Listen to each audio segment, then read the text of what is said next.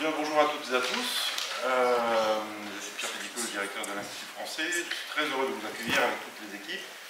Avec Laure Dutheillet, que vous connaissez tous, qui est la nouvelle chef du service de coopération linguistique éducative, et toute son équipe, Yola et Alice, Edwige, et bien sûr l'ensemble des personnels qui sont à votre disposition. On est très heureux de vous accueillir pour cette nouvelle édition. Qui se déroule sur 2 jours avec un programme marathonien. J'ai vu votre programme entre les ateliers et les conférences et également de nombreux rendez-vous et notamment ce soir, un rendez-vous très important qui clôturera cette première journée au Troquet avec une réception qui sera présidée par notre ambassadeur, Madame Claire Legrand. Alors je remercie beaucoup Cataline et toutes ses équipes de la Fondation franco-hongroise de la jeunesse pour leur implication et leur présence, également leur investissement. Vous êtes les ambassadeurs d'influence, des ambassadeurs de l'apprentissage et de la défense de la francophonie au sein des provinces et des départements où vous êtes affectés, dans les établissements, dans les lycées, dans les écoles. Et pour cela, le gouvernement français est très reconnaissant du travail que vous faites, qui s'intègre dans une stratégie de défense de la francophonie, francophonie de 3e langue étudiée en Hongrie, mais qui est fragilisée par la concurrence de d'autres langues, je pense que vous pourrez en l'espagnol, et également bien sûr l'anglais et l'allemand, ça ne fait pas... Alors aujourd'hui nous accueillons un enseignant-chercheur universitaire à Avignon, monsieur Louis Basco, pour une conférence passionnante, l'occasion de l'entretenir avec M. Basco tout à l'heure pour ses travaux de recherche sur la personne. Il vous parlera également de l'association qu'il anime, l'AFP, l'association pour la recherche sur la personne, et également le centre Norbert Elias. Ces projets internationaux ont une renommée dans différents pays. Il y a des collaborations, on en parlait tout à l'heure, avec la Grèce, le Portugal, l'Arménie également, et puis la Tunisie, au travers de vos recherches sur les référentiels et les indicateurs sur la construction de la personne, mais également l'accompagnement, les démarches d'accompagnement pour les enseignants en difficulté, avec des possibilités de duplication dans d'autres sphères ou d'autres domaines. Donc ça va être une conférence passionnante, je n'en doute pas. Je vous souhaite à toutes et à tous une bonne continuation pour l'ensemble des formations qui vous sont proposées. Le programme est très riche. Merci beaucoup encore, Catherine, et également Laure pour tout ce programme mis en place. Cette journée est dédiée à la francophonie. Vous savez que l'année prochaine, la France organisera et recevra l'Organisation internationale de la francophonie à Paris, mais également à Villers-Cotterêts, où a été inauguré récemment un centre international de la langue française. La volonté du président de la République est bien sûr de développer la défense de la francophonie sur le territoire métropolitain, ultramarin, mais également dans les territoires internationaux et notamment dans les pays où nous avons des représentations, des alliances françaises, des sections bilingues, des départements de français. La Hongrie, 21 000 apprenants pour 9,6 millions d'habitants, c'est beaucoup, mais c'est pas assez, c'est pas encore. Nous avons beaucoup d'ambition pour développer le français. Je m'arrêterai là.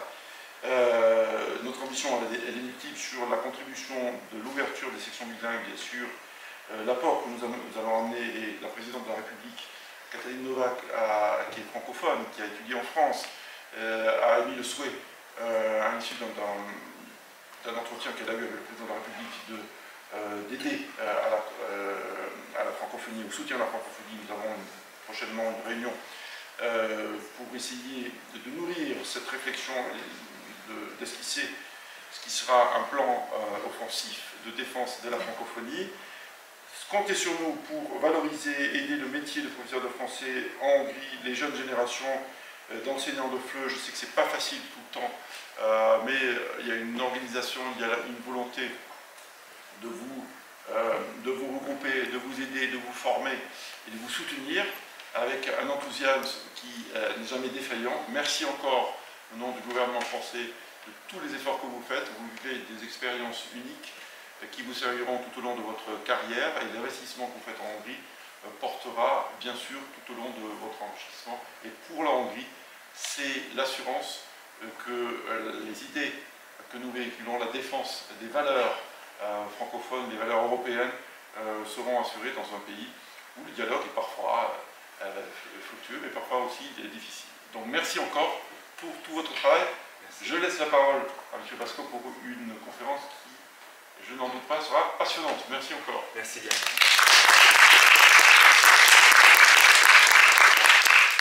Bien, je vous laisse mettre du temps. Vous me faites signe. Bien, vous avez vu que à ce niveau-là, je n'ai pas été un grand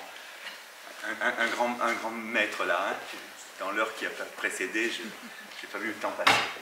Bien, Laure, vous me faites les gros yeux. Hein. Même si vous ne me connaissez pas encore, vous faites les gros yeux dès que j'ai dépassé.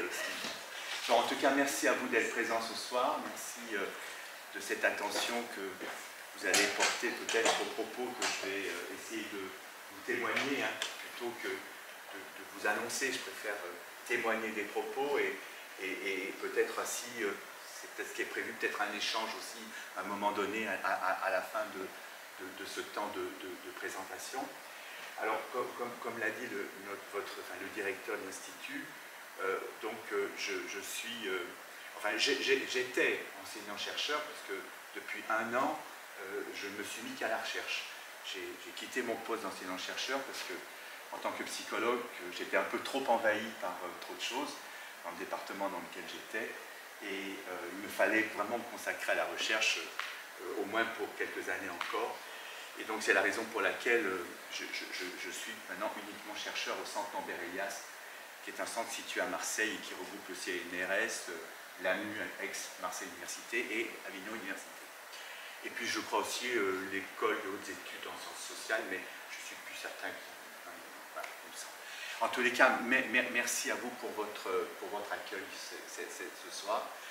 Alors je souhaiterais pouvoir témoigner devant vous de ce que j'ai pu mettre en place depuis quelques années au travers de cette question sur la personne enseignante. Alors, vous expliquer la genèse de cette question-là. J'ai été professeur, instituteur. Il y a quelques décennies, on parlait encore des instituteurs en France. J'ai été instituteur pendant quelques années, puis ensuite j'ai passé un concours pour être maître formateur, c'est-à-dire pouvoir apprendre le métier de professeur des écoles aux jeunes maîtres qui étaient dans les instituts universitaires de formation des maîtres.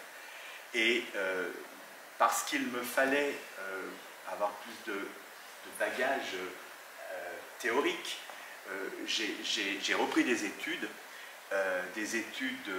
en sciences de l'éducation que j'avais laissées. Hein, j'avais commencé une maîtrise, et donc au cours de cette reprise d'études, j'ai été, comment dire, bien accueilli et accompagné par Guy Avanzini, qui a été mon directeur de thèse, et ce soir encore je lui rends hommage. Guy nous a quittés il y a maintenant 1 an, et Guy m'a fait confiance et c'est lui qui m'a sollicité pour que je fasse une thèse qui n'était pas prévue.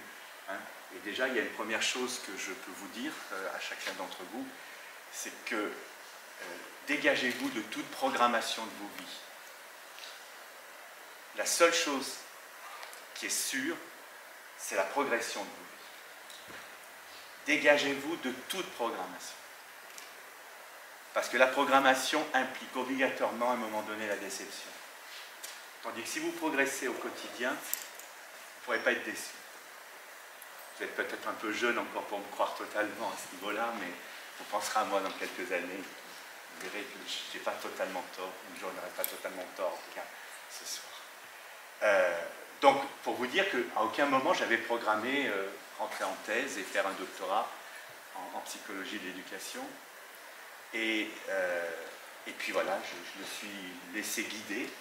Et j'ai eu un poste à l'université d'Avignon, voilà, donc les choses se sont faites ainsi. Tout ça pour vous dire que par rapport à ma thèse, j'ai travaillé sur l'évolution de la volonté d'enseigner. J'ai travaillé sur... j'étais dans le bain, hein, puisque au quotidien, je fréquentais des profs, et au quotidien, j'étais intéressé par ce que je voyais. Et qu'est-ce que je voyais? Eh bien, je voyais des profs vivre des carrières totalement sereines, tranquilles, heureuses, puis j'en ai d'autres qui étaient complètement accablés par le quotidien. Et tout ça m'a interpellé. Et donc, cette thèse m'a permis de mettre en place, à partir et à travers des concepts théoriques, d'une réalité du quotidien de la vie des profs. Donc, cette thèse sur la volonté d'enseigner a permis aussi de révéler, de relever d'autres problématiques. Hein. Généralement, c'est comme ça. Je ne sais pas si certains d'entre vous sont engagés sur des études de doctorat, mais généralement, une thèse est toujours le départ à autre chose. Et ce autre chose, c'était cette question sur la personne enseignante, cette question sur mais comment l'enseignant se construit? Comment l'enseignant peut-il arriver à un moment donné à une forme d'équilibre entre ce qu'il est en tant que personne intime et ce qu'il est en tant que professionnel? Bien évidemment, j'ai eu la chance d'avoir Ada Abraham, qui était professeur de psychologie à l'Université de Jérusalem et qui était dans mon jury de thèse. Et Ada Abraham a été, avec une équipe bien évidemment, une des premières à travailler sur cette question. Et donc, cette question sur la construction de la personne enseignante a été pour moi la continuation de ce que la thèse m'avait permis de réfléchir. Alors, à partir des concepts théoriques d'Ada Abraham, j'ai pu construire ce concept-là, mais il vous paraît peut-être un peu difficile à recevoir ainsi, mais vous verrez que dans l'exemple, il est plus facile à la compréhension. Je vous en prie. Bonsoir. Alors,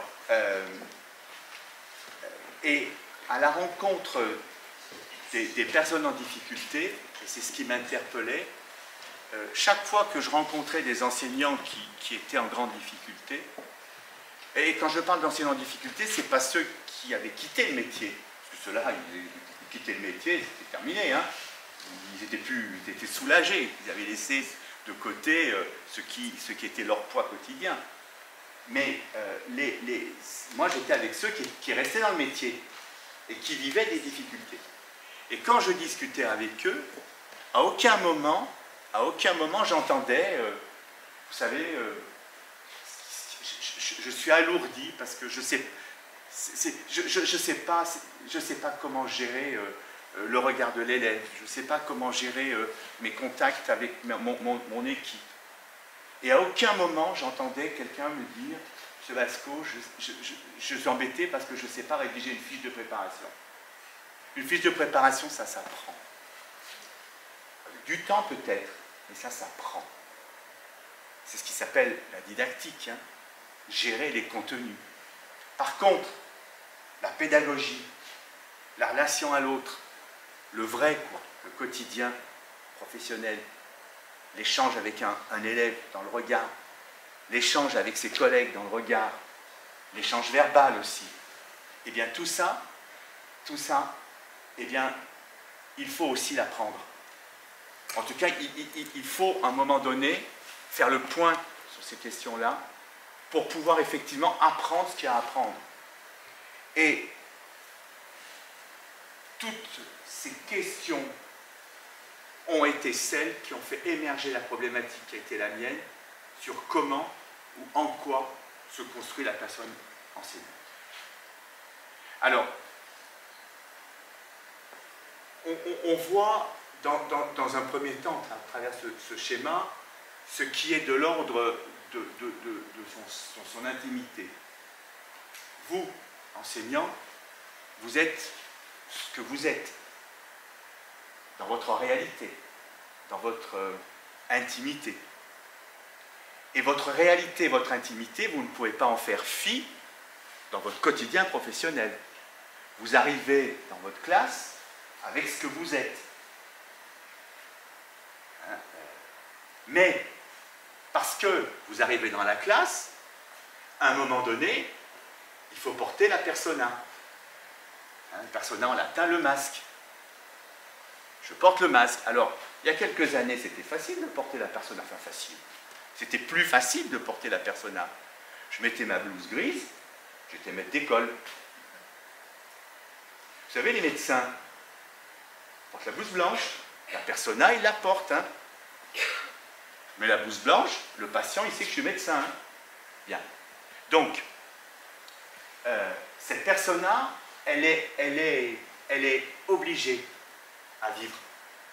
Et donc, de fait, la personne professionnelle, la personne enseignante que vous allez construire progressivement, elle va être cette interaction entre ce que vous êtes dans votre intimité et ce que le contexte professionnel va vous demander, vous obliger à être. Et donc, ce que je suis en train de vous dire, c'est pas vous engager vers une schizophrénie. Hein. En aucune façon, je vous demandais, je vais vous diriger vers cet axe-là. On n'est pas vers cet axe de double personnalité, pas du tout. Au contraire, c'est l'ensemble. On est bien dans une unité. Mais dans une unité composée de deux états. Et c'est l'interaction entre les deux états qui va permettre effectivement un très bon équilibre. Et c'est parce que il va y avoir dans un premier temps une bonne connaissance de soi, c'est-à-dire du premier état, du soi réel, du soi intime, que je vais pouvoir gérer au mieux les interactions qui vont avoir lieu entre le soi réel, le soi intime, et le soi professionnel. Et réciproquement, parce qu'à un moment donné, je vais avoir une excellente analyse de ce que je vis dans mon quotidien professionnel, que je vais pouvoir au mieux modérer, mesurer des interactions négatives qui viendront perturber mon soi réel, mon soi intime. Autrement dit, si à un moment donné, j'ai cet effort de travail sur moi-même, la connaissance de soi, je vais pouvoir, à des moments où dans ma vie, ça peut être chaotique. On n'a pas tous les jours des vies peut-être qui sont dirigées de façon sereine et posée. On a tous une vie intime, une vie réelle, familiale, amicale, qui peuvent quelquefois avoir quelques perturbations. Alors, dans la vie, on attache la ceinture, dans la vie, on ne peut pas toujours faire ça. Mais si j'ai une bonne connaissance de soi, de moi-même, s'il y a une bonne connaissance de soi, tout ce qui va pouvoir être perturbateur dans le premier élément, là, dans le soi intime, eh bien, tout ce qui peut être perturbateur va avoir des influences modérées sur le côté. J'ai une grosse perturbation personnelle, je suis vraiment accablé, et j'en ai connu des collègues comme ça. On arrive à l'école, on arrive au lycée, au collège, je porte avec moi tout ce que j'ai chez moi. Et vous imaginez bien que pour le soin professionnel, c'est parce qu'il y a le mieux. Mais si j'arrive à mesurer les raisons, à analyser les raisons de ces perturbations personnelles et internes, je vais pouvoir non pas faire dégager tout ça, parce qu'on ne peut pas dégager les choses comme ça, mais je vais pouvoir mieux les mesurer et les modérer pour pas qu'il y ait d'influence négative dans ma vie professionnelle. Et réciproquement, si dans ma vie professionnelle, j'ai quelques perturbations, une classe difficile, des élèves qui me perturbent, et là aussi, ils ne perturbent pas, il n'y a pas de hasard dans ma vie, hein, pas de hasard. Il y a que des rendez-vous. Hein. Ce soir, ce n'est pas un hasard non plus. Il y a des rendez-vous. Vous n'avez pas l'air sûr. Ce soir, on avait rendez-vous tous les deux, non? C'est ce que vous êtes en train de vous poser comme question, non?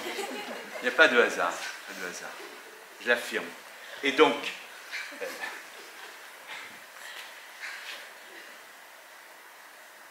vous n'êtes pas d'accord avec moi? Qu'il n'y a pas de hasard dans la vie, qu'il n'y a que des rendez-vous? Bien. Donc, vous imaginez bien que des regards qui perturbent C'est des rendez-vous, voilà. Et il faut comprendre pourquoi le rendez-vous ne se passe pas. Se passe pas bien. Pareil, dans une équipe, s'il y a des problèmes, tout ça, dans mon quotidien professionnel, ça va être difficile. Mais si je ramène dans mon intimité, dans ma réalité, tous ces fardeaux, eh ben, ça ne va pas être très gai. Qu'est-ce qui va se passer? Ben, la nuit, ça va cogiter. Alors, il faut que ça, le rêve, c'est bon, hein. Vous savez, les rêves, c'est comme une... Je sens que vous avez compris le rendez-vous, là. Les rêves, c'est comme des cheminées, hein. Ça dégage tout ça. Ça dégage. Donc, c'est bon, mais ça ne suffit pas. Ça ne suffit pas. Et le drame, c'est que quand une perturbation professionnelle vient détruire ma vie personnelle. Et là, malheureusement, c'est aussi ce qui se passe dans certains cas. Et ces cas-là, malheureusement, l'association pour laquelle je suis président et pour laquelle certains sont engagés, nous accompagnons des enseignants en difficulté. Et encore une fois, lorsqu'on les accompagne dans ces difficultés-là, on est sur un travail de champ-là, sur ce champ-là. Bien. Alors, on va essayer de comprendre comment se construisent ces deux éléments. Alors, lorsqu'on parle de soi réel, de soi intime, l'intérieur, c'est le noyau gris. Ça, c'est un noyau sur lequel on ne va pas aller grignoter quoi que ce soit. Hein. Chacun d'entre nous, chacun d'entre vous, vous avez droit à ce noyau central qui est votre intimité la plus profonde. Ce noyau central, seul vous avez les clés. Seul vous. Ne les donnez à personne, ces clés-là. Hein. Sauf si vous les donnez, l'autre peut rentrer là-dedans. Hein. Après, si l'autre rentre là-dedans, vous n'êtes plus vous-même. Hein. Autre conseil, gardez les clés. Même si celui ou celle qui est pour l'instant, dans l'instant, l'amour de votre vie, ne lui transmettez pas les clés. Hein.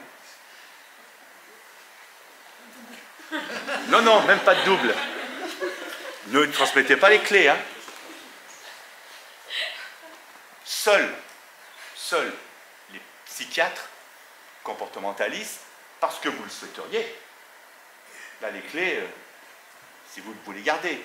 Et simplement, qu'est-ce qu'il va faire? Il va prendre un miroir, et en fonction de ce qu'il va diriger le miroir, voilà, mais seul, lui. Le reste, c'est vous.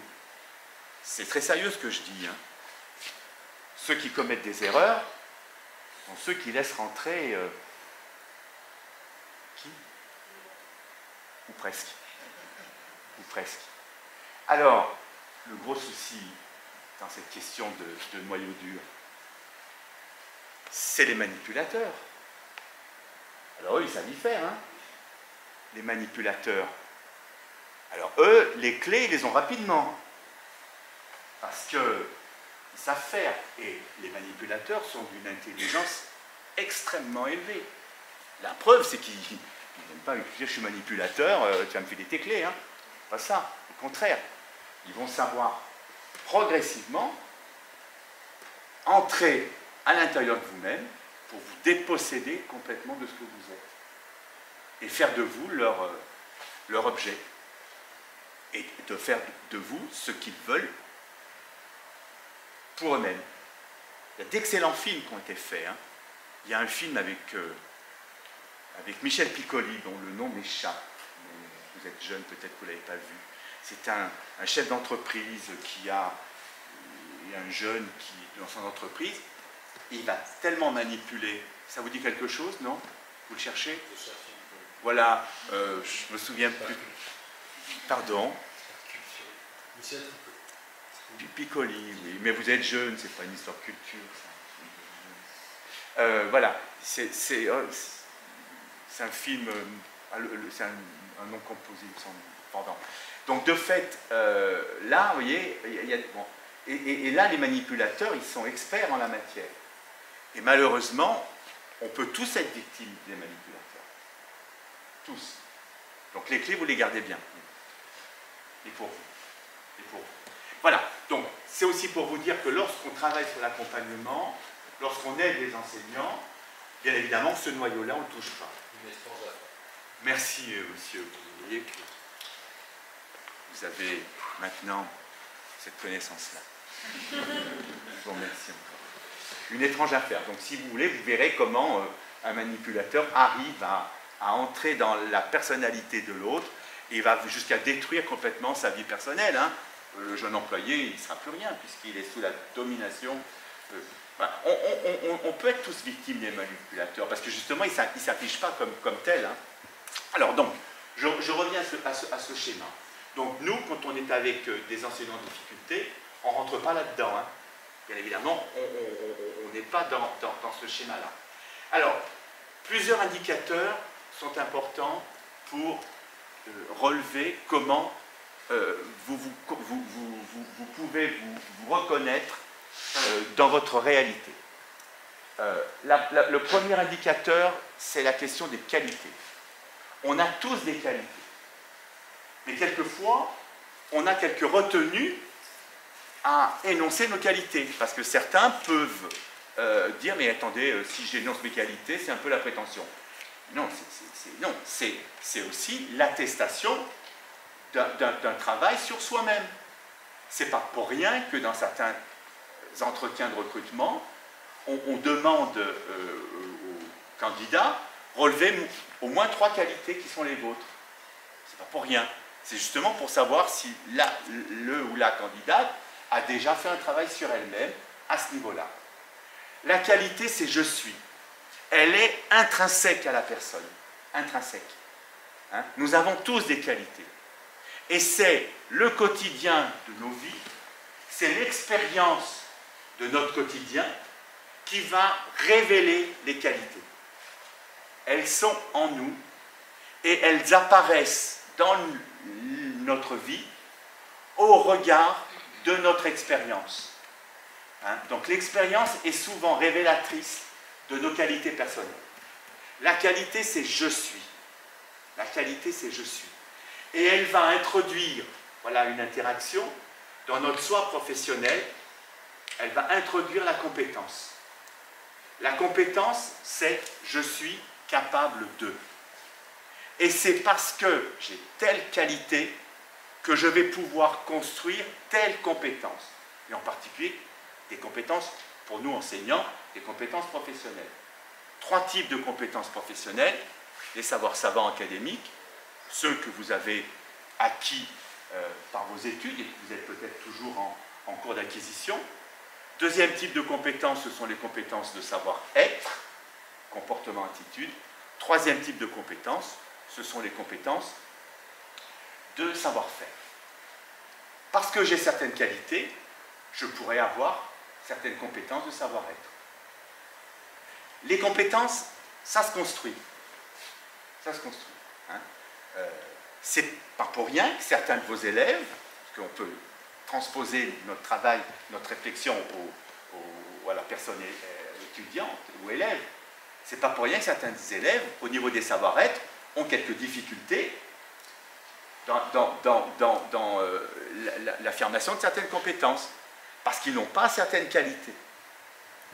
Bien.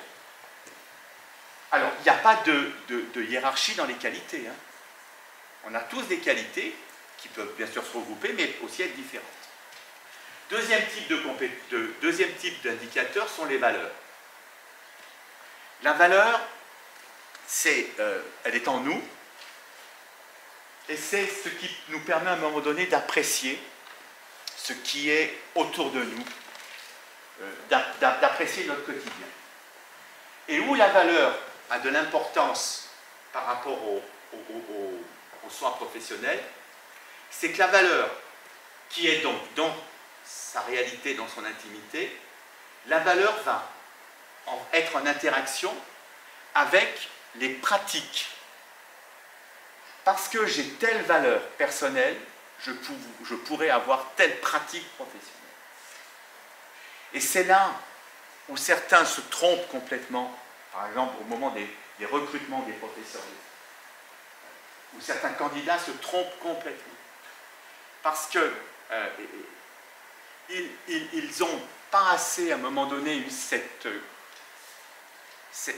intention de regarder au plus près la réalité de leurs valeurs au regard des pratiques professionnelles qu'ils souhaitaient mettre en place dans leur quotidien en tant que candidat. Et c'est souvent, quand on est jury dans ces concours-là, que nous, examinateurs, leur posons la question, des questions extrêmement pratico-pratiques, des questions où on les met en situation pratique, pour voir si effectivement les pratiques professionnelles qu'on leur demande de réfléchir sont en phase avec leurs valeurs personnelles. Il y a certaines valeurs personnelles qui sont totalement en adéquation, impossible, avec certaines pratiques professionnelles. Pour vous donner un exemple,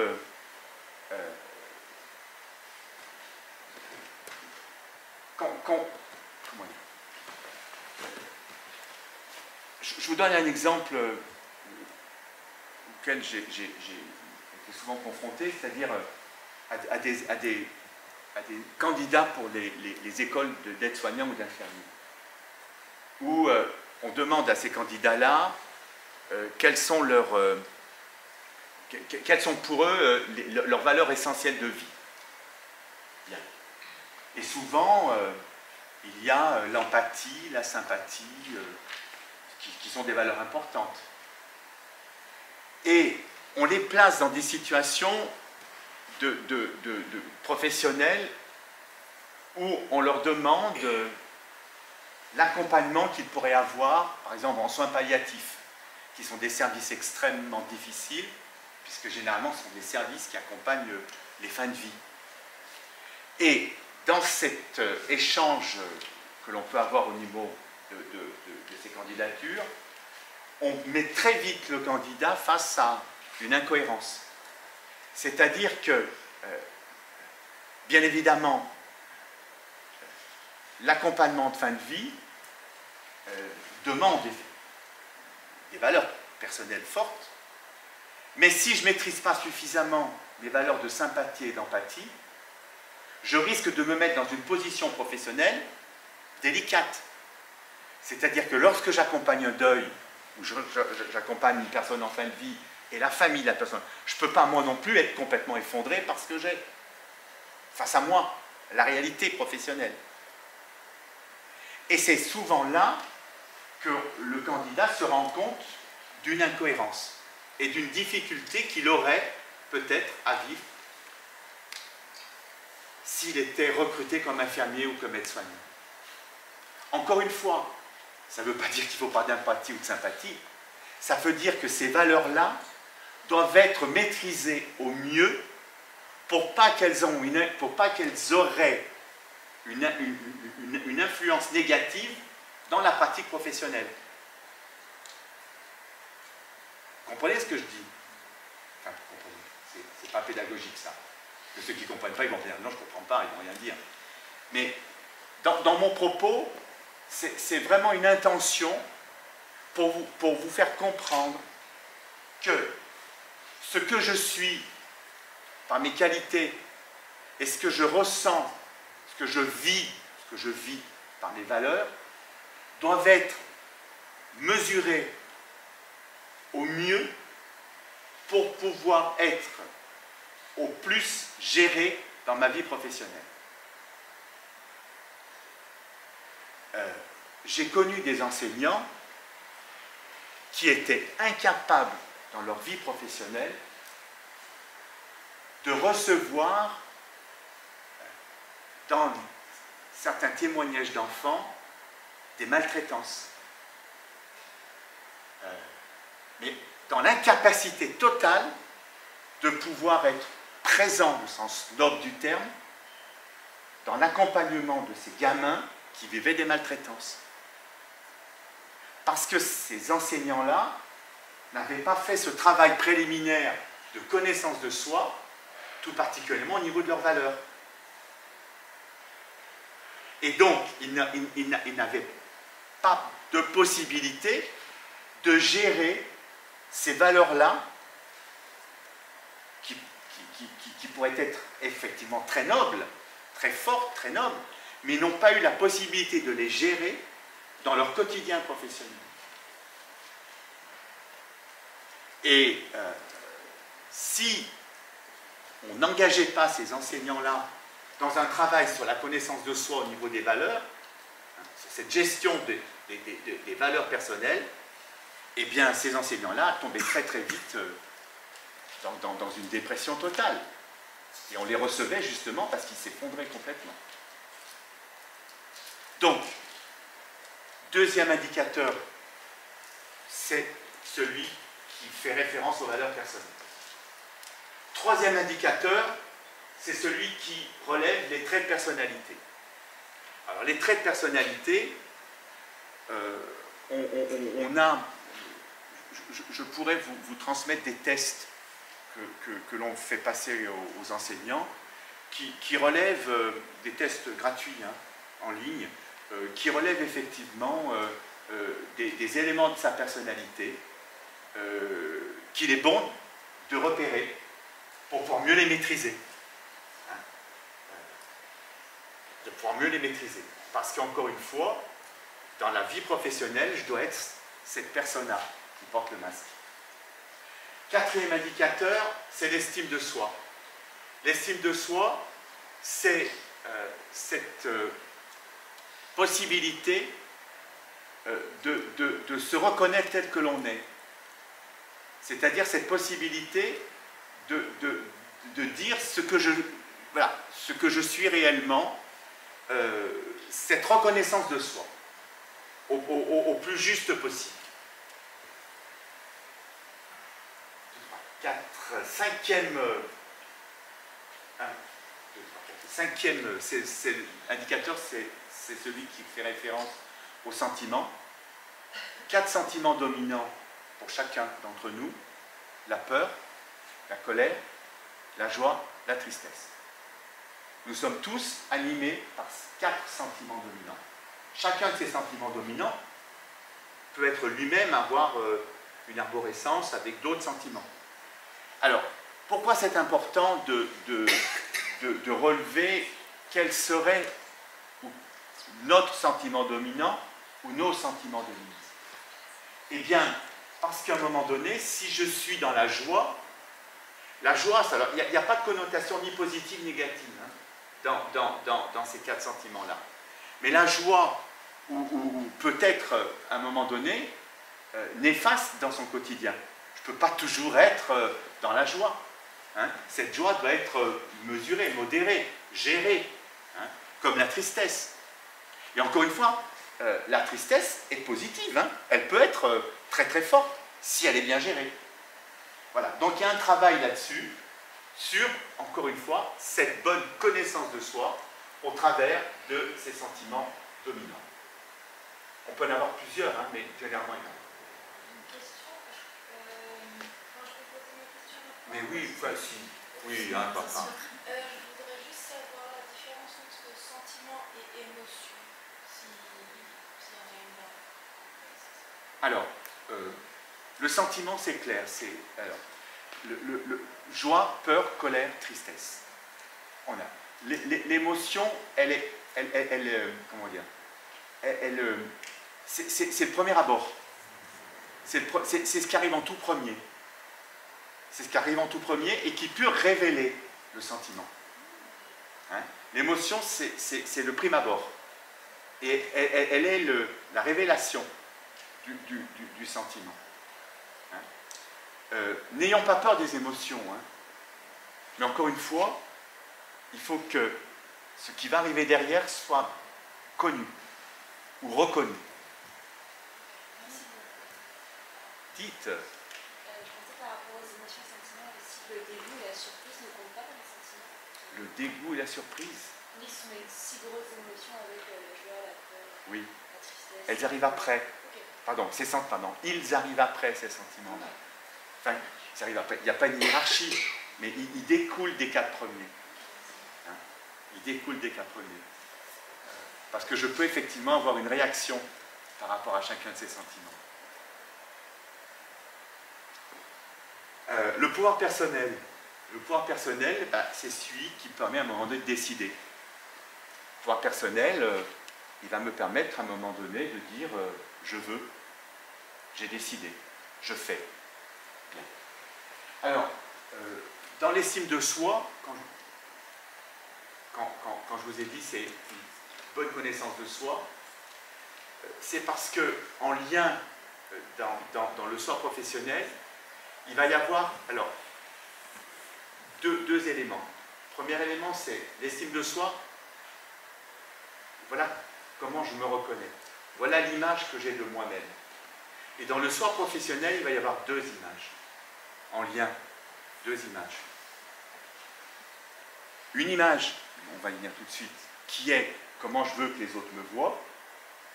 C'est le début de la persona. Et troisième image, c'est comme les autres me voient. C'est-à-dire que vous, quand vous rentrez dans votre classe, le matin avant de... Vous êtes tous profs, non? Oui? Ou presque? Tous? C'est-à-dire que le matin avant d'aller au lycée,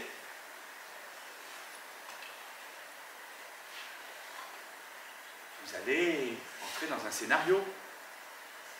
Hein?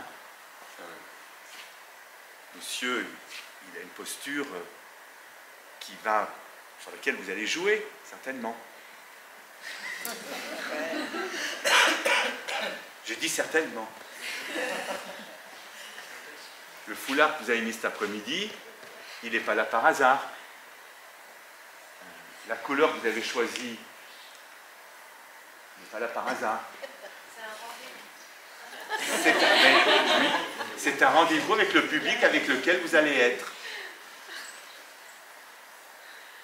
Vous n'êtes pas d'accord, vous, hein? Non, c'est des informations. Le temps avant, entre ce que vous êtes réellement, c'est-à-dire qu'à un moment donné, chez vous, seul face à vous-même, vous êtes un peu différent que ce soir quand même. Non? Un peu. Vous êtes d'accord ou pas? Un peu quand même. Enfin, il faudrait que ça soit l'évidence. Vous allez comprendre pourquoi. Il faudrait que ça soit l'évidence. C'est-à-dire que il faut que je travaille un peu ma persona avant d'aller au lycée. Moi, j'ai un peu travaillé quand même ce soir. Je sais pas si vous l'avez vu. Ou que vous l'avez pas vu. Quand non, je ne dis pas. Vous imaginez bien, j'adore les bains à Budapest. Quand je suis sorti des bains, vous imaginez bien que j'étais pas comme ça. J'aime tous les bains à Budapest. Et encore ceux de Pécs aussi. Vous connaissez Pécs? Oh, il n'y a pas de... Si je me reconvertissais en accompagnateur ou accompagnant, je ne sais pas comment on peut dire, là, de couples qui voudraient vivre du romantisme, je les conduirais à Pécs.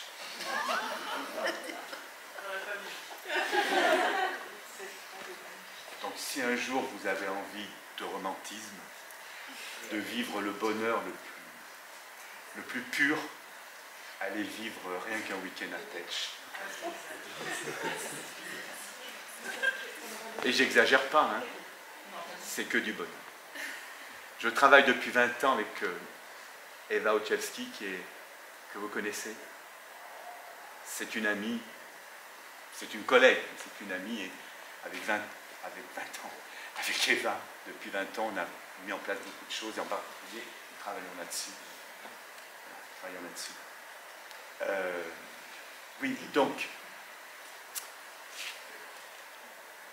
on travaille son image.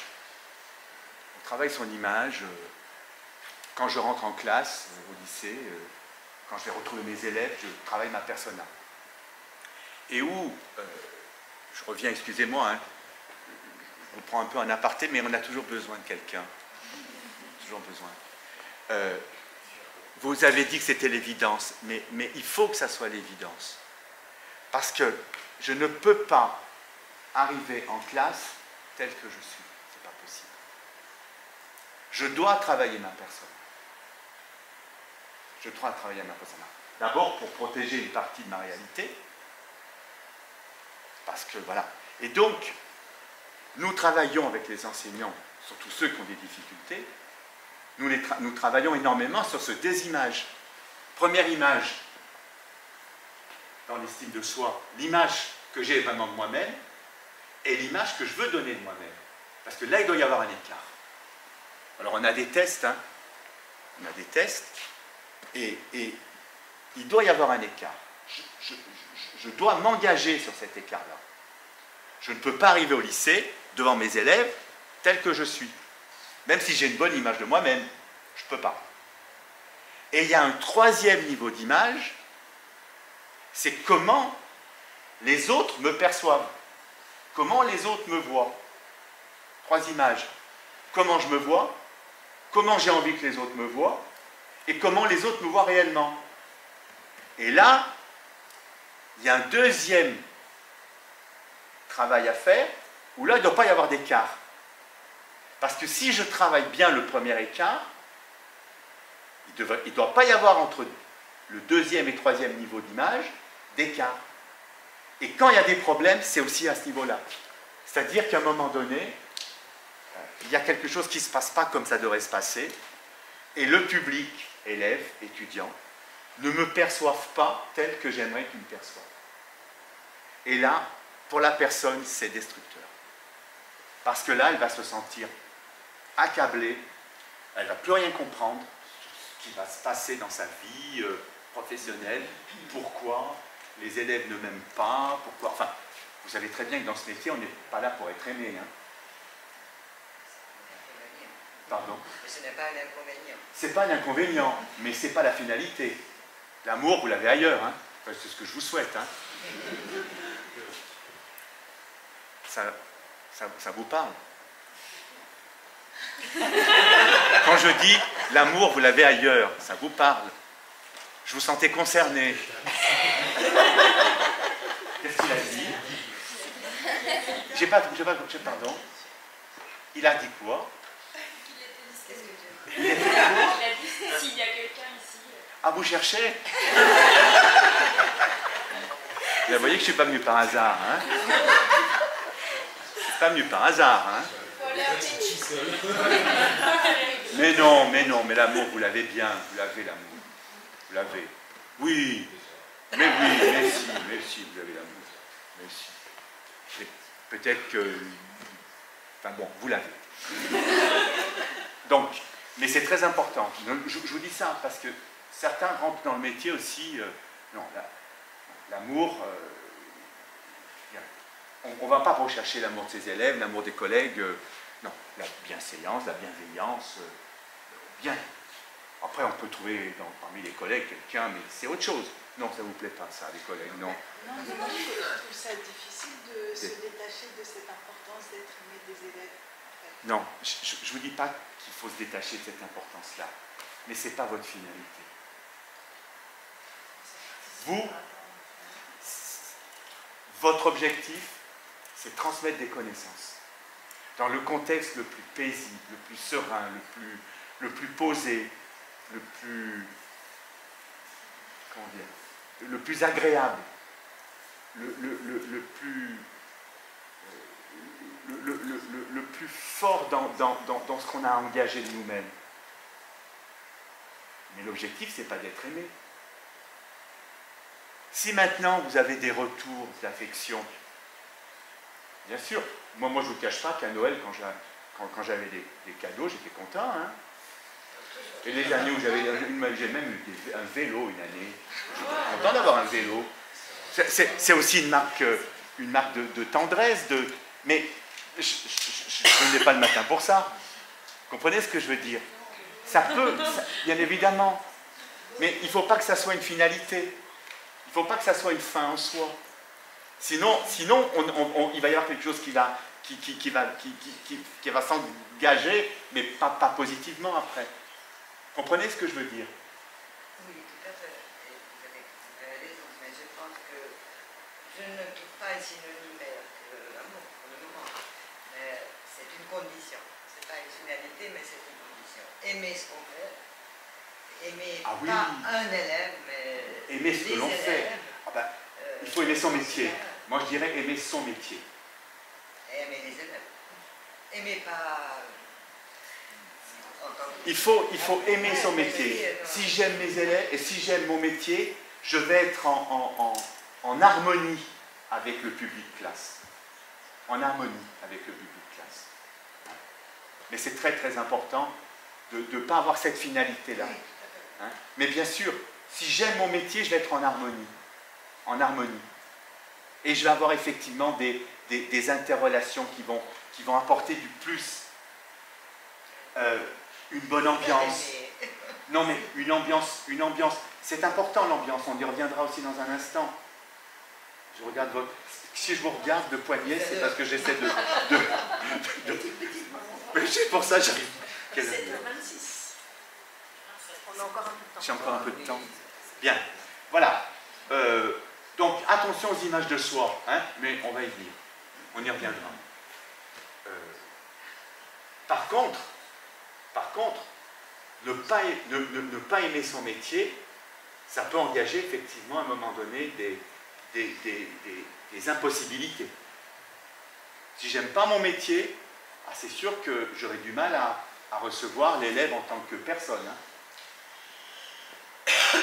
J'aurai du mal. Hein. Et combien d'enseignants me disent « mais mes élèves ne m'aiment pas ».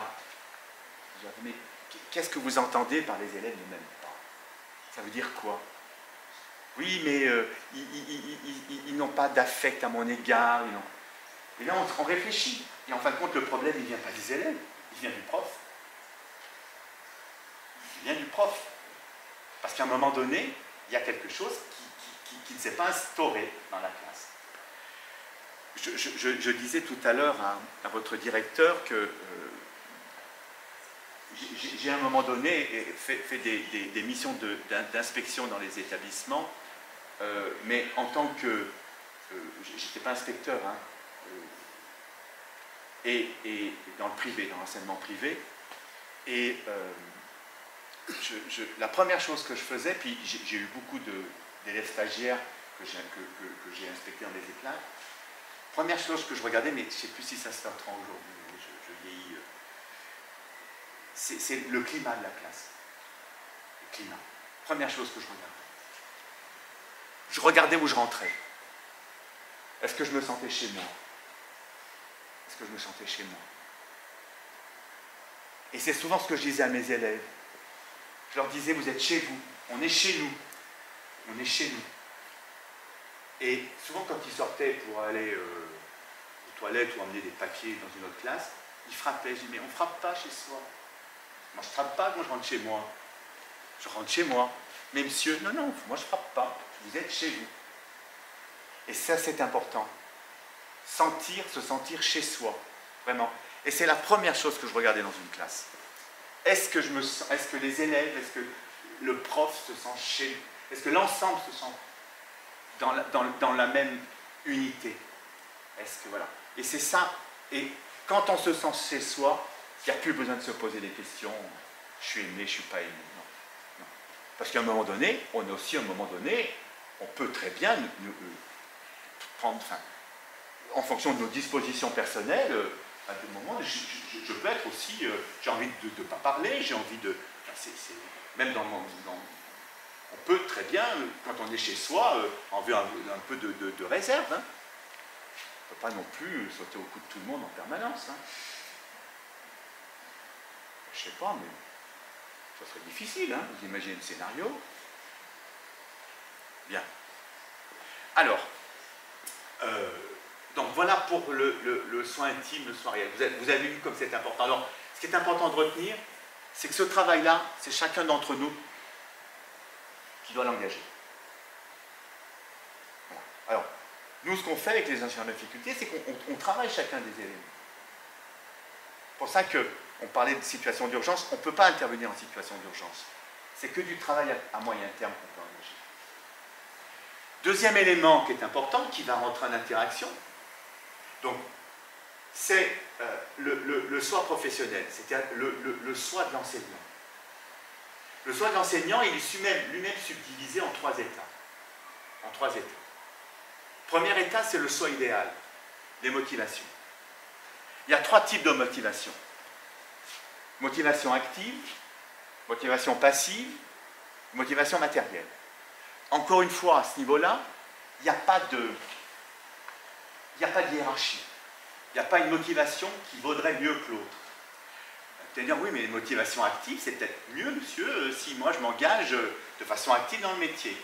Certes, on parlait d'un mot du métier il y a un instant, ceux qui entrent dans le métier avec des motivations actives sont des personnes qui aiment leur métier. En tout cas, qui ont envie d'œuvrer pour le métier. C'est à peu près 80%. Enfin, c'était, parce que il faudrait refaire des enquêtes aujourd'hui, comme les profils des enseignants aujourd'hui ont bien changé. Hein. Je vous parle de ça il y a 25 ans, ça date. C'était à peu près 80% des enseignants, 85%. 10% des enseignants, c'était motivation passive, et 5% motivation matérielle. Il y a, oui, mais là encore une fois, quand je dis qu'il n'y a pas de hiérarchie, mais on peut aussi comprendre que le métier peut matérialiser. Ce n'est pas au niveau salaire, hein. C'est sûr que là, on ne rentre pas dans le métier pour gagner de l'argent. Enfin, a priori. Hein, c'est pas un des métiers qui est quand même le plus gratifié et rémunéré, que ce soit en Hongrie ou que ce soit ailleurs. Hein. Bien. Par contre, il peut y avoir aussi des conditions matérielles qui peuvent engager certaines personnes à entrer dans ce métier. Je peux être régulièrement avec, si je veux des enfants, si j'ai des enfants, être avec mes enfants le plus souvent. On a généralement les mêmes vacances. Ça aussi, ça peut être important. C'est un élément qui peut compter. Dites. Voir aussi. Pardon? Il y en a voir aussi. Matériel? Non. Simplement entrer en classe et ils vont faire ce que je veux. Les élèves? Oui. Ah oui, ah bah bien évidemment. On est aussi on est dans les images de soi. Il y en a, oui, il y en a l'autorité et le pouvoir. Ah oui, bien évidemment. Alors, deuxième condition, motivation, c'est les motivations passives. Vous avez fait des études littéraires, plutôt bon en français, pourquoi pas être prof de français? C'est dans la suite logique de mon cursus universitaire. Il y en a qui rentrent là-dedans, ce cursus-là. Hein, et pourquoi pas? Et puis le troisième type de motivation sont les motivations actives, où vous avez vraiment envie d'œuvrer pour la langue française, pour que le français soit une langue qui soit apprise et qui soit reconnue comme une langue importante en Europe. Alors moi, j'avais démontré au cours de ma thèse que les enseignants le plus en difficulté étaient les enseignants qui avaient des motivations actives. Parce que les motivations actives sont souvent associées à une programmation, c'est ce que je vous disais tout à l'heure, à une programmation, et cette programmation, à un moment donné, elle amène à la déception. Et comme dans tout cycle de vie, même Michael Huberman a beaucoup travaillé avec les enseignants du second degré, dans tout cycle de vie, il y a des périodes de crise. J'ai été très intéressé par les vies monastiques de ces personnes qui, à un moment donné, font le choix de rentrer dans des instances extrêmement fermées, hein, puisque les monastères sont des lieux fermés. Et j'étais très intéressé de voir les sorties régulières. Tous les 6-7 ans, il y a des départs. Et dans les vies de couple, c'est un peu la même chose. Tous les 6-7 ans, tous les 6-7 ans, il y a des périodes de crise comme ça. Hein? Tous les 6-7 ans, ça bouscule un peu. Et ça a été démontré. Ce sont des cycles de vie. C'est comme ça. Alors, chez les enseignants, ceux qui ont des motivations actives ont, au moment des crises de vie, là, des cycles de vie, eh bien, du mal à surmonter ces crises-là.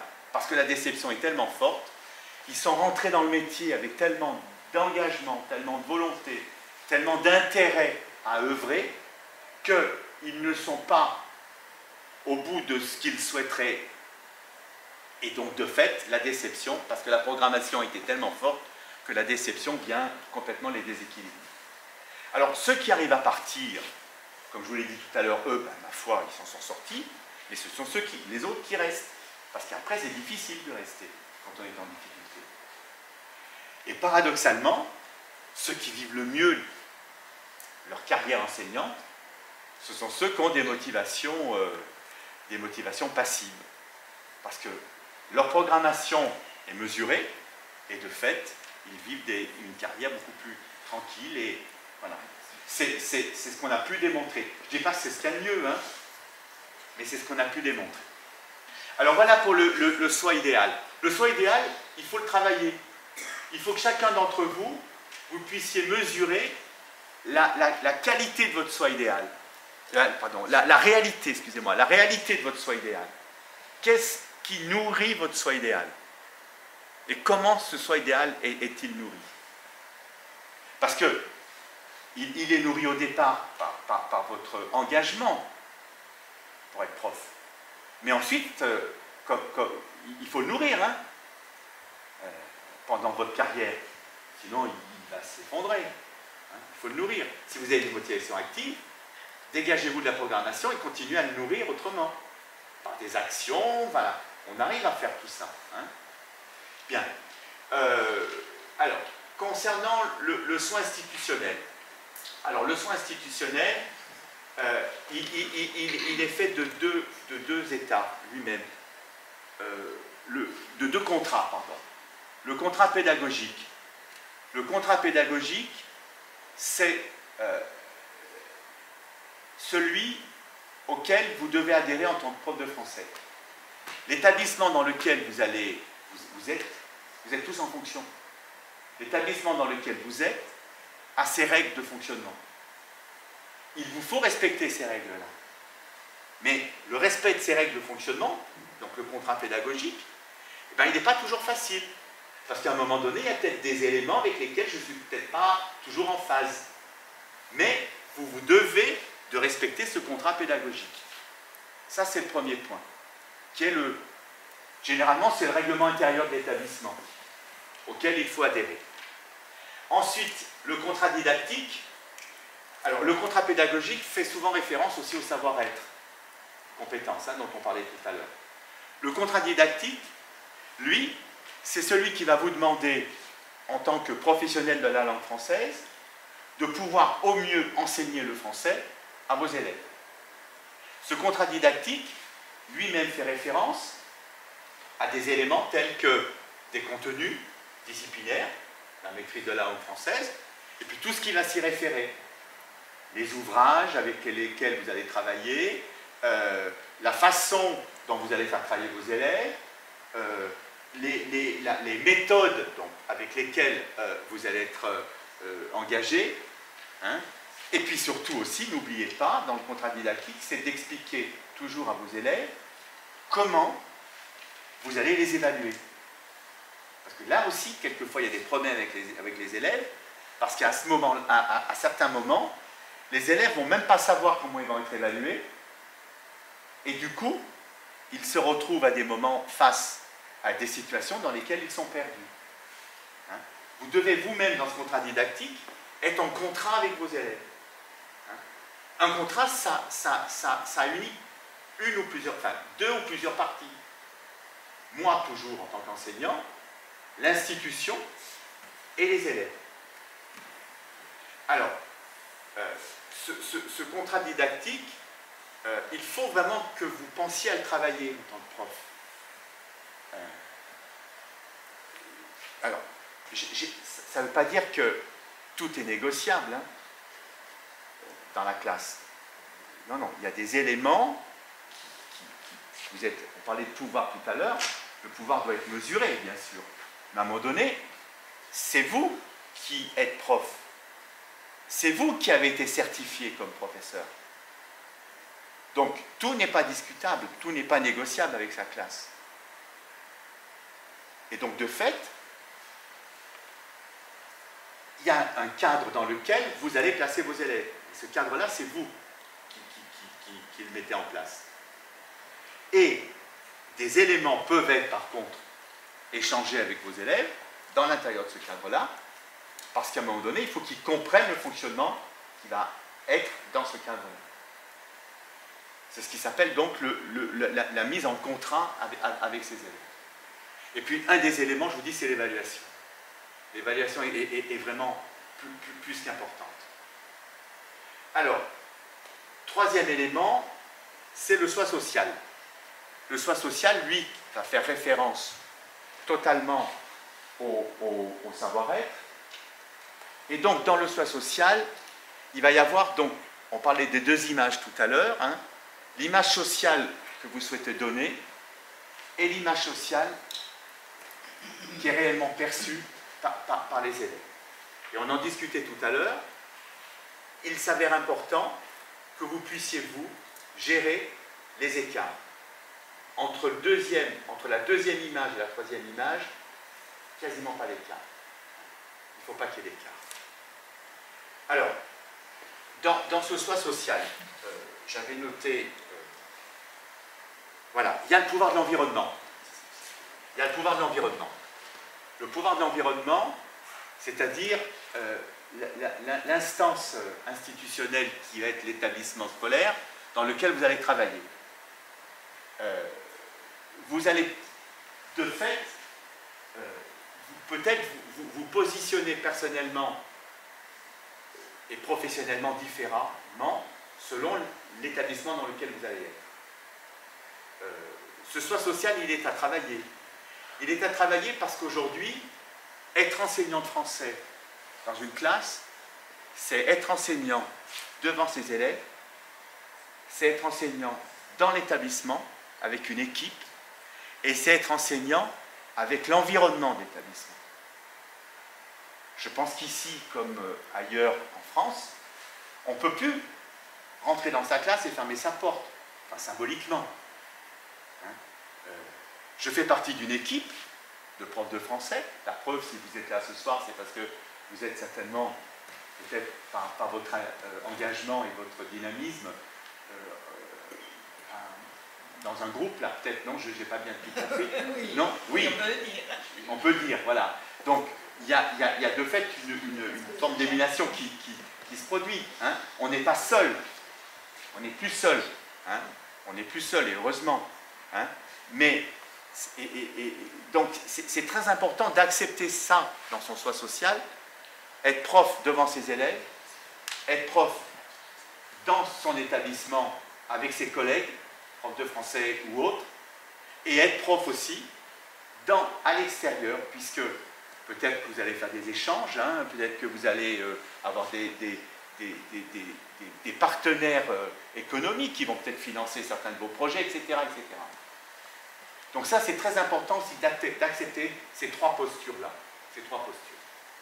Donc, si on voit bien, on a deux états. Je bégaye là. Ces deux états, je les regarde. Ces deux états-là vont être deux états qui vont être en permanence en interaction.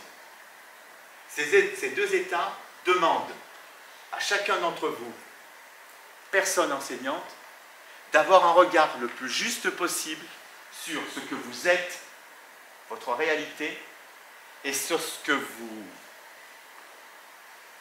devez être en tant que professeur. Et il y a des interactions continues. Et vous avez bien compris que s'il y a véritablement un engagement sur cette bonne connaissance de soi, quand il y aura un déséquilibre sur un côté ou sur l'autre de ce schéma, s'il y a une bonne connaissance de soi, vous serez mieux armé pour pouvoir rééquilibrer. Et pour pas qu'il y ait un complètement déséquilibre d'un côté ou de l'autre, qui là vous emmènera véritablement à une grande difficulté à vivre en tant que personne enseignante. Donc, le fait, j'insiste, d'avoir une bonne connaissance de soi personnelle et une bonne connaissance de soi professionnelle va vous permettre à un moment donné de modérer, de moduler, d'atténuer ce qui pourrait être de l'ordre de perturbations qui viendraient complètement vous rendre la vie très difficile, que ce soit professionnelle ou personnelle. Donc, s'il y a quelque chose à résumer, c'est une bonne connaissance de soi pour pouvoir une vie équilibrée en tant que personne enseignante. Voilà. C'était pas trop théorique, j'espère. Parce que je ne voudrais pas vous assommer aussi de schémas. Parce que je vous assure que ce travail-là, il émane véritablement d'un travail de terrain.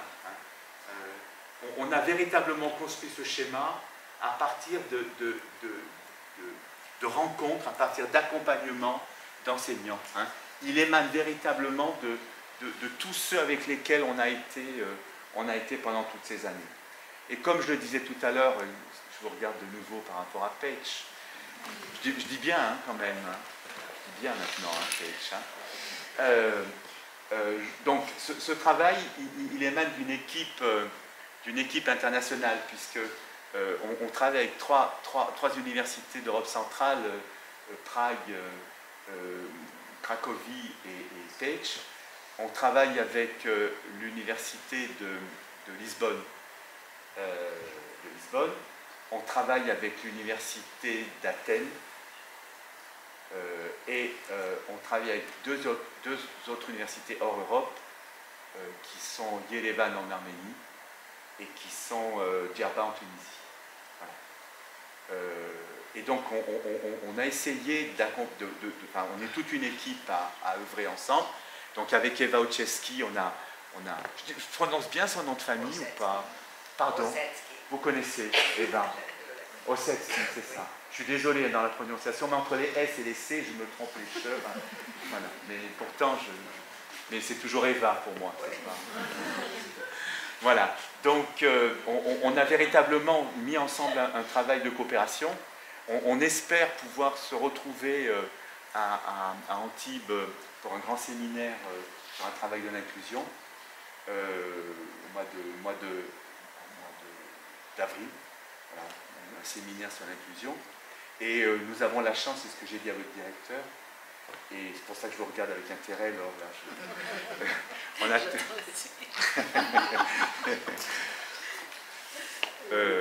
On a toujours été soutenu par les instituts français. On a toujours été bien soutenu par les instituts français, même symboliquement. Toujours bien soutenu. Parce que c'est vrai qu'au travers de nos travaux, il y a toujours cette défense de la langue française. Je témoignais tout à l'heure, c'est fini. Oui, on va donner voilà, de cette importance de défendre la langue française en Europe et au-delà de l'Europe. Vraiment. Voilà, donc merci en tout cas de cette attention. Voilà, c'est sûr que le schéma est théorique. Le discours, en tout cas, il émane véritablement d'une assise très très pratique. Voilà. Et beaucoup aussi, pour parler de la Hongrie, j'étais encore au mois de septembre, c'est quand je vous ai rencontré, au mois de septembre. Alors vous n'étiez pas encore arrivé, c'est pour ça que je ne vous ai pas vu. Je serais...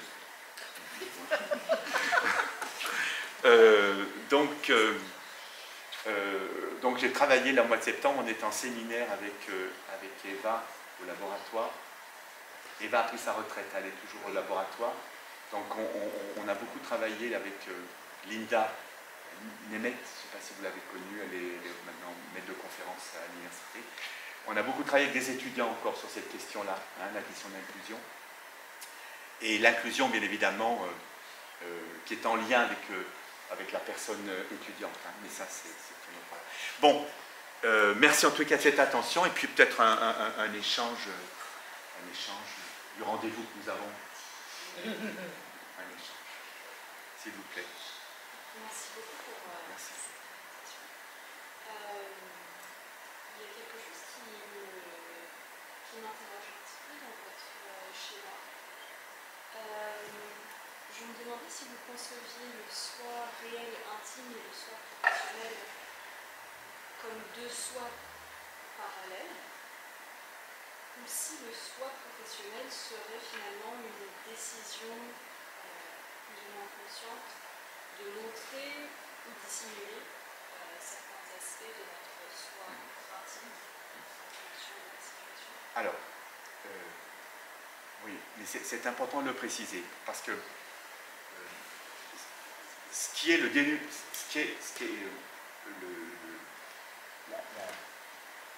l'invariant, c'est le soi réel, le soi intime. Ça, c'est l'invariant. Et à côté de cet invariant, il va y avoir une variable. Il va y avoir une variable qui, en fonction des contextes, va de fait demander la construction d'un autre soi. Quand je suis dans mon milieu professionnel, c'est le soi professionnel. Si demain je prends un avion et que je vais en vacances sur une plage, ça sera le soi du vacancier. Enfin, je symbolise. Hein. C'est en fonction du contexte que le soi qui est parallèle va exister. C'est-à-dire que lorsque vous êtes en vacances, par exemple si vous êtes parti en vacances dans un club de vacances, il y aura toujours votre soi réel, votre soi intime. Mais à côté de ça, il y a un autre soi qui va se créer, qui va se mettre en place, pas se créer, qui va se mettre en place. Ça ne sera plus le soi professionnel. Je résume en soi de vacancier ou soi... voilà. Vous comprenez donc, l'invariant, c'est le soi réel, le soi intime. Et à côté de ce soi-là, il va y avoir un autre soi qui va se mettre en interaction en fonction des contextes de ma vie. Si ce soir, bien évidemment, j'ai privilégié le soi professionnel enseignant, c'est parce que c'est ce qui nous réunit ce soir, c'est-à-dire vous, personne enseignante. Voilà. Mais en fonction des contextes de ma vie, effectivement, il va toujours y avoir deux états. L'invariant, c'est le soi réel, le soi intime. Et à côté, il va y avoir, en fonction du contexte, un autre soi. Sans pour cela qu'il y ait une schizophrénie, hein, on est d'accord. Et on est d'accord que ce soi professionnel ou social ou autre peut toujours laisser des traces indélébiles aussi sur ce soi intime que l'on va transporter avec nous dans les autres contextes. Alors, absolument, absolument. Parce qu'il y a des interactions. Il y a des interactions fortes. Le gros problème des interactions, c'est qu'il ne faut pas qu'il y ait de blessures. Il ne faut pas qu'il y ait de fractures et de blessures à l'intérieur de soi-même. Parce que c'est là où les drames peuvent se produire. C'est comme, réciproquement, quand déjà il y a des blessures dans soi, qui n'ont pas été totalement cicatrisées, parce que la seule cicatrisation possible, c'est une bonne connaissance de soi. Et si je n'ai pas ce travail-là sur moi-même, il va y avoir des plaies qui ont saigné, qui se sont stabilisées au niveau de leur hémorragie, et qui sont toujours présentes. Mais le problème, c'est que ces plaies qui existent et qui ne sont pas cicatrisées, dans le soi professionnel, peuvent à tout moment être réactivées par quelque chose. Je vous parlais tout à l'heure de cette enseignante qui n'était pas capable, par rapport à ses valeurs, d'accompagner un gamin qui avait eu des maltraitances.